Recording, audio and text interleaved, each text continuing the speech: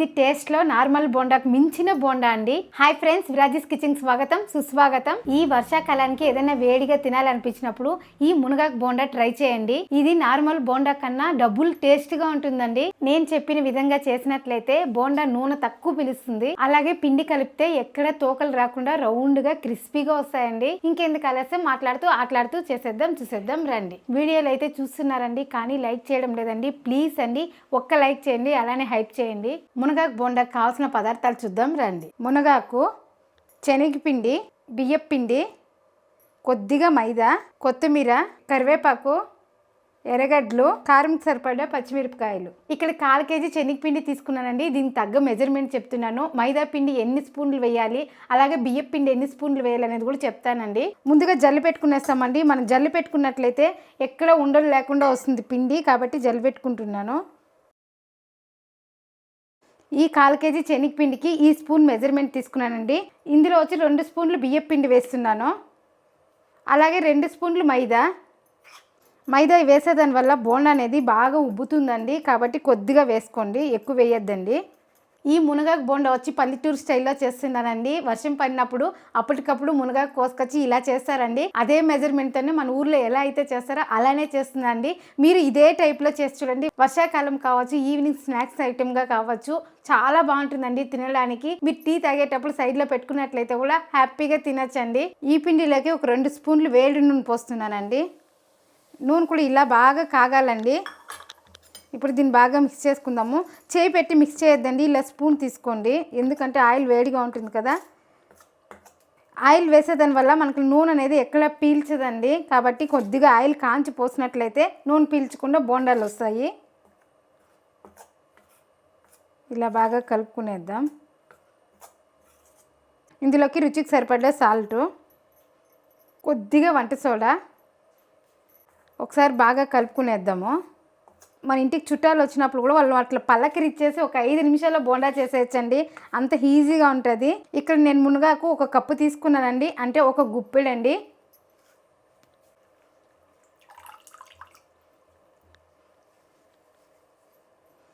మునగాకు అనేది కట్ చేసి వేయద్దండి, చేదు వచ్చేస్తుంది. ఇలా ఆకులే వేయండి, చాలా బాగుంటుంది. ముందుగా ఇవన్నీ కట్ చేసి వేసుకున్న తర్వాత పిండి కలుపుకుందామండి, అప్పుడు మనకు మెజర్మెంట్ అనేది కరెక్ట్గా వస్తుంది. ఎర్రగడ్డలు కూడా పొడిగా వేసుకోవాలండి, బోండాకు కదా. ఇలా సన్నగా కట్ చేసుకుంటే బాగుంటుంది. పచ్చిమిర్చి కూడా సన్నగా కట్ చేసుకుందామండి. అలాగే కొత్తిమీర కూడా కట్ చేసుకుందాము.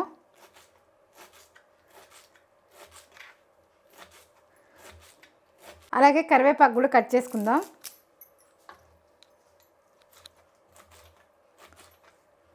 కరివేపాకు వేస్తే బోండాకు టేస్ట్ చాలా బాగుంటుందండి. అన్నీ కట్ చేసుకునేసినామండి. ఇప్పుడు వేసుకొని కలుపుకుందాము.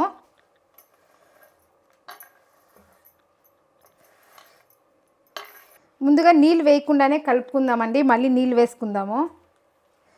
మీకు తెలుస్తుందండి మునగాకు ఏమైనా తక్కువ, అలాగే ఎర్రగడ్డలు ఏమైనా తక్కువ అనేసి. మీకు తక్కువ అనిపిస్తే కూడా ఇంకా కొంచెం వేసుకోండి.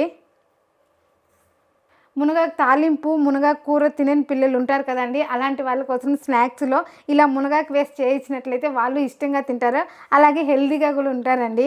ఇప్పుడు నీళ్ళు వేసుకొని కలుపుకుందాము. మరీ గట్టిగా కాకుండా మెత్తగా కాకుండా మీడియంగా కలుపుకుందామండి. అయినా కూడా మన బోండాలు అనేది బాగా ఉబ్బుతుంది. మీరే చూస్తారు కదండి, నూనె అనేది ఎక్కువ లాగదు. చూడ్డానికి ఎంత బాగుందో చూడండి, కలర్ఫుల్గా మునగాకు వేసాం కదా. చాలామంది పుదీనా కూడా వేస్తారండి, కాకపోతే మనం మునగాకు వేసేదాని వల్ల పుదీనా వేయొద్దండి, బాగోదు. ఇంకొంచెంగా వేద్దాం నీళ్ళు.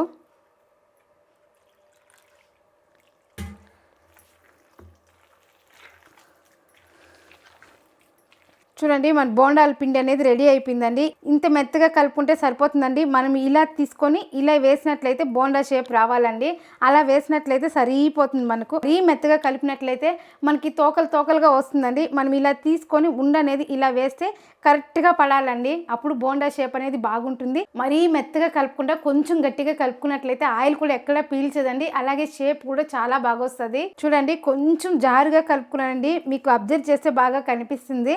చూసారా, మనం ఇలా తీసుకొని ఉండవేసినా కానీ మనకి ఎక్కడ తోకలు లేకుండా నీట్గా బోండా అనేది పడుతుందండి. ఇలానే కలుపుకోండి మీరు కూడా. ఇప్పుడు ఆయిల్ పోసి పెట్టుకుందాం.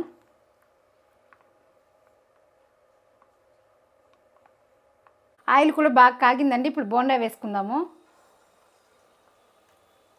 ఇలా సైడ్ ఇంకా తీసుకొని వేయాలండి. చూడండి, మనం తీసుకునేటప్పుడు సైడ్ ఇంకా తీసుకోవాలి. ఇలా ఫస్ట్ టైం వేసేవాళ్ళు కూడా ఈజీగా వేయచ్చండి. ఇక్కడ నేను కరెక్ట్ మెజర్మెంట్తో కలుపుకున్నానండి, కాబట్టి మీరు ఫస్ట్ టైం వేసినా కూడా చాలా పర్ఫెక్ట్గా చేస్తారండి.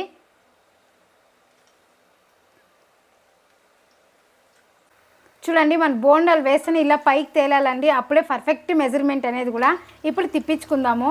డబుల్ బాయిల్ కూడా చేసుకోవచ్చండి, అప్పుడు పిండి అనేది ఎక్కడ ఉండదు.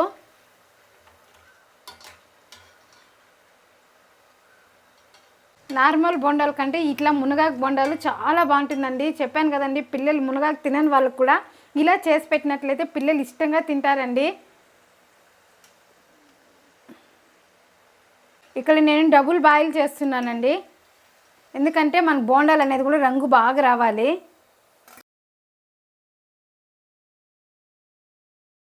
సగం కాలిన తర్వాత ఇలా తీసేయండి. ఇప్పుడు మళ్ళీ బోండాలు వేసుకుందాం.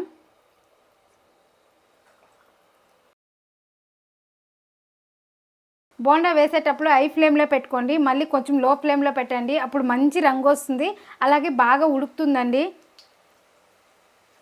చూడండి, బోండాలు కూడా ఎక్కడ తోకలు లేకుండా నీట్గా వచ్చింది. చూడండి, ఈ మాత్రం కాలిన తర్వాత మిగిలిన బోండాలు తీసి పెట్టాం కదండి, ఇవి కూడా వేసేద్దాం. ఇప్పుడు అన్నీ బాగా కాలుతాయండి.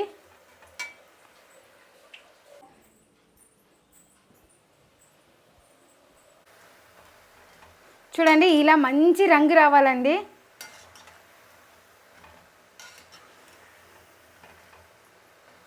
ఇలా 2 సార్లు బాయిల్ చేసుకునే దానివల్ల లోపల పిండి కూడా బాగా వేగుతుందండి. ఇప్పుడు తీసేద్దాము. చూడండి, ఈ మారి రావాలండి రంగు అనేది, అప్పుడే బాగా వేగినట్లు. ఇప్పుడు తీసేద్దాము. బోండాల స్మెల్ అయితే అదిరిపోతూ ఉందండి.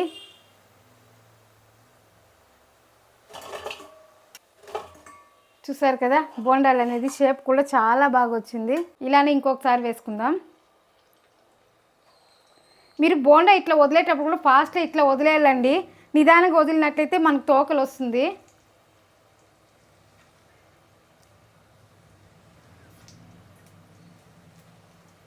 ఈవినింగ్ టైం ఆఫీస్కి వెళ్ళి వస్తాం కదండి, టయర్డ్ అయిపోయింటాము, ఏమైనా స్నాక్స్ తినాలనిపిస్తే కూడా ఫాస్ట్గా అయిపోతుందండి. మీకు చేసినట్లు ఉండదు, అలాగే చేసినా కూడా తృప్తిగా తినచ్చండి, అంత బాగుంటుంది.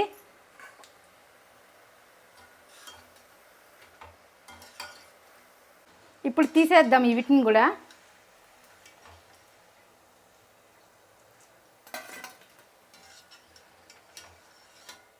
మిగిలిన పిండి వేసినట్లయితే 2 సార్లు బాయిల్ చేసుకుంటే అయిపోతుందండి. చూడండి, పిండి కూడా అయిపోయింది.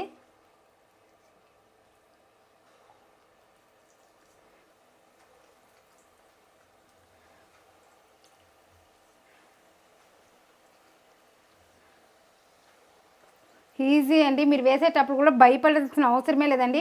ఇలా సైడ్ ఇంకా తీసుకునేసి మనం వేళ్ళతో వేసేటప్పుడు చూడండి, ఇలా అన్నట్లయితే ఈజీగా పడిపోతుందండి.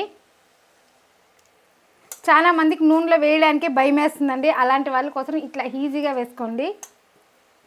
పిండి మరీ జారుగా లేకుండా గట్టిగా కలిపినట్లయితే ఇట్లా ఈజీగా వేసుకోవచ్చు. ఇప్పుడు తిప్పించుకుందాము. చూడండి, వీటిని కూడా వేసేస్తున్నాను. 2 ఒకే స్టేజ్లోకి వచ్చిన తర్వాత అన్నీ వేసేసినట్లయితే బాగా బాయిల్ అవుతుంది.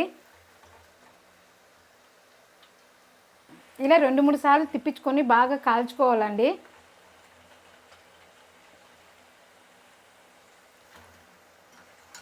ఇంకొంతసేపు నుంచి తీసేద్దాం. ఇప్పుడు వేగిపోయిందండి, తీసేద్దాము. స్టవ్ కూడా ఆపేసాను.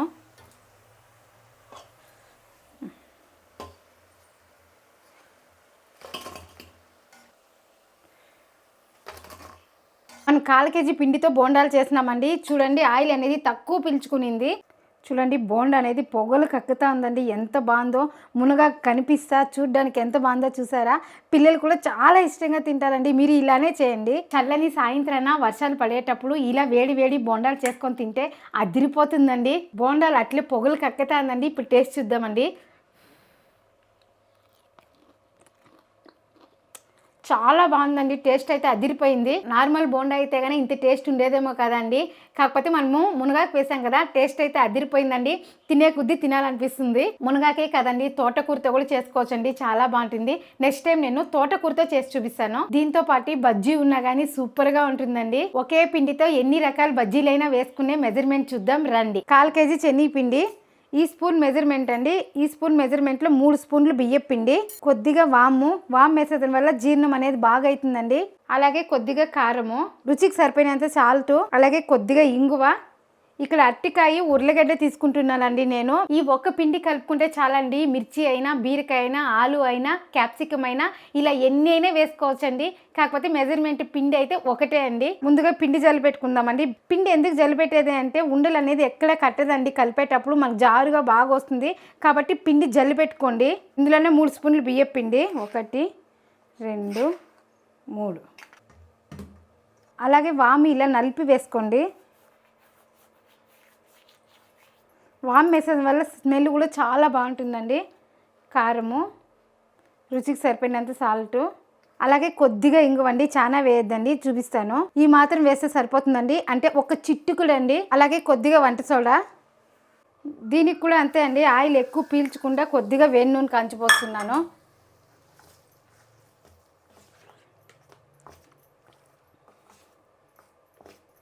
మీరు ఇలా ఆయిల్ వేసి ఇట్లా కలిపి పెట్టేసినాక కూడా మీరు ఒక అరగంట 1 అవర్ అయిన తర్వాత కూడా చేస్తాము అంటే నీళ్ళు పోసి అప్పుడు కలుపుకోండి, సరిపోతుంది. మీరు పిండి కూడా ఎక్కడ నానపెట్టాల్సిన అవసరం లేదండి. ఇలా అన్నీ మిక్స్ చేస్తేనే మనం కలుపుకుంటూనే బజ్జీలు వేసేయచ్చు. ఒకవేళ టైం లేదు, మన ఇంటికి గెస్ట్లు ఎవరైనా వచ్చినారో వాళ్ళతో మాట్లాడాలి, ఫాస్ట్గా అయిపోవాలంటే ఇలా అంతా మిక్స్ చేసి పక్కన పెట్టేసినట్లయితే కూడా వాళ్ళు వచ్చిన తర్వాత కూడా మాట్లాడేసి కూడా ఇలా బజ్జీలు వేసేయచ్చండి. ఇప్పుడు నీళ్ళు పోసుకొని కలుపుకుందామండి.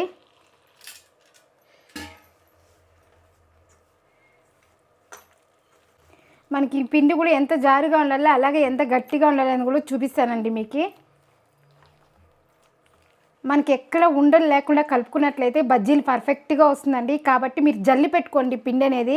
ఎక్కడైనా పిండిలో ఉండలు అనేది ఉంటే కూడా పగిలిపోతుంది. పిండి అనేది ఇలా బీట్ చేసుకుంటే ఎక్కడైనా ఉండలు ఉన్నా కానీ కరిగిపోతుందండి. మీలో ఇలా గిన్నె తిప్పుకుంటూ చేసుకోవాలి. పిండి మనము పర్ఫెక్ట్గా కలుపుకున్నామా లేదనే దానికి ఇలా వేలు పెట్టి ఇలా తీస్తే మనకు వేలు అనేది ఎక్కడ కనిపించకూడదండి. ఫుల్ కోటింగ్ అవ్వాలి. ఇలా ఉంటే కరెక్ట్ మెజర్మెంట్ అండి. మీరు ఇలానే పాటించండి, సరిపోతుంది. అలానూ అర్థం కాలేదంటే ఇలా స్పూన్ పెట్టి తీసారంటే స్పూన్ కూడా ఎక్కడ కనిపించకూడదండి. ఫుల్ కోటింగ్ అవ్వాలి. ఇలా ఉంటే మనకు కరెక్ట్ మెజర్మెంటు. ఇప్పుడు అరటికాయ కట్ చేసుకుందాము. మనకు షేప్ బాగా రావాలంటే ఇంతవరకు తీసేయండి. పైన తొక్క తీసేద్దాం. ఈ తొక్క ఉండేదాని వల్ల తినేటప్పుడు మనకు నారగా తగులుతుందండి. కాబట్టి ఈ తొక్క తీసేయండి. ఇలా చాప్ చేసేది ఉంటే తీసుకోండి. చూడండి, ఈ మాత్రం లావుగా వస్తే సరిపోతుంది. ఇలా చేసిన వాటిని నీళ్ళలో వేసేయండి.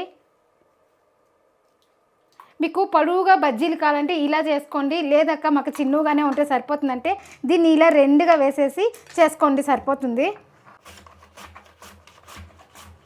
ఒకదానికొకటి అంటుకోండి కదా, తీసేసినామంటే మనం బజ్జీలు వేసేటప్పుడు ఈజీగా తీసుకోవచ్చు. అలాగే ఆలు కూడా చేస్తున్నామండి. దీన్ని కూడా తొక్క తీయేద్దాము. తొక్క తీసేసి సేమ్ దాన్ని ఎలా అయితే చాప్ చేసుకున్నామో అలా చేసుకున్నట్లయితే సరిపోతుందండి. అంతే లావు చాలండి, మరీ ఎక్కువ లావు అయినా కానీ ఉడకదు. కాకపోతే తినేటప్పుడు కూడా ఒకలాగా పచ్చి వాసన వస్తుందండి. కాబట్టి కొంచెం అంత పలసగా చేసుకోండి, బాగుంటుంది. అలాగే మనము ఒక అరటికాయ, ఒక ఉర్లగడ్డ వేసుకున్నా కానీ తృప్తిగా తినచ్చండి ఫ్యామిలీలో. చూడండి, ఇంత లావుగా చేశాను, ఇంతే ఉంటే సరిపోతుంది. దీన్ని కూడా నీళ్ళలో వేసేద్దాం. ఇలా అన్నీ కట్ చేసి పెట్టుకున్నట్లయితే ఒకటొకటే బజ్జీలు వేసుకునేయచ్చండి. ఎవరికి ఏం కావాలో అడిగి మరీ వేయచ్చండి. ఇప్పుడు అరటికాయ బజ్జీలు వేసుకుందాము. చూడండి, మనకు బజ్జీ వేస్తేనే మనకు బజ్జీ అనేది పైకి వచ్చేయాలండి.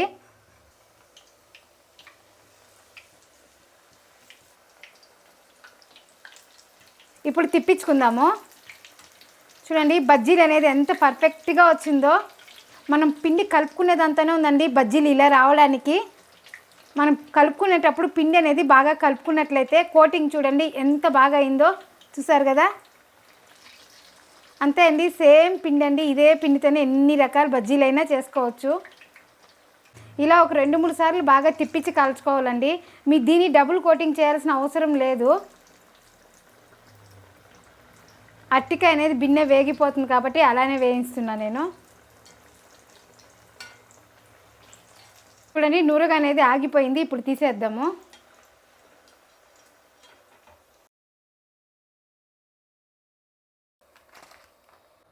ఇప్పుడు ఆలు బజ్జీ వేసుకుందాము. చూడండి ఇలా పిండి ఎక్స్ట్రా వస్తే ఇట్లా గేడికి తీసుకోండి.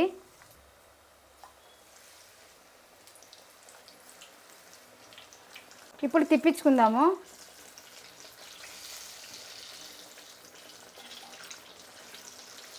ఇది కూడా బనానా లాగా సన్నగా కట్ చేసినాం కాబట్టి ఫాస్ట్గా ఉడికిపోతుందండి. ఇంకొంచెం కలర్ వస్తే తీసేద్దాం. ఈ బుడగలు అనేది ఆగాలండి, అప్పుడు తీసేద్దాం. చూడండి ఈ మాత్రం కాలితే సరిపోతుంది. ఇప్పుడు తీసేద్దాము.